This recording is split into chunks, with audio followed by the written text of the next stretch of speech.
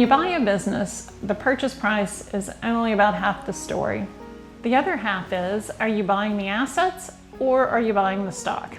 Because the structure of the deal can change how much tax the seller pays and how much tax benefits the buyer receives, what liabilities you may inherit, and what your cash flow looks like after closing. Two deals can have the same purchase price and still produce very different outcomes after tax. Let's keep this simple. In a stock sale, you're buying the company itself, the ownership interest. That means you may be taking on assets, liabilities, contracts, employees, systems, and the history that comes with the entity.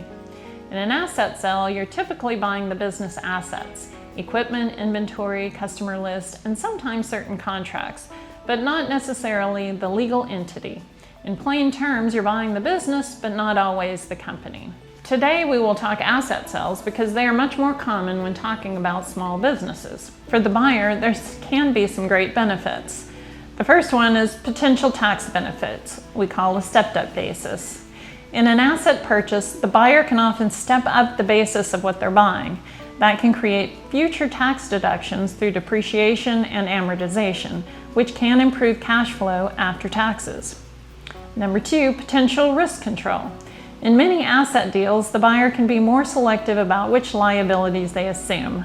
That can reduce the chance of inheriting unknown issues like old disputes, unresolved tax exposure, or obligations that weren't clearly disclosed. But asset deals can also be harder operationally. Some contracts don't transfer easily, license and permits may need approvals, employees may need to be rehired under a new entity, and there's often more administrative work to move everything over cleanly.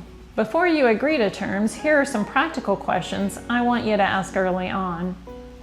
What exactly are we buying? Assets, liabilities, customer list, who takes ownership of the AR and AP and cash? All of these items can be negotiated.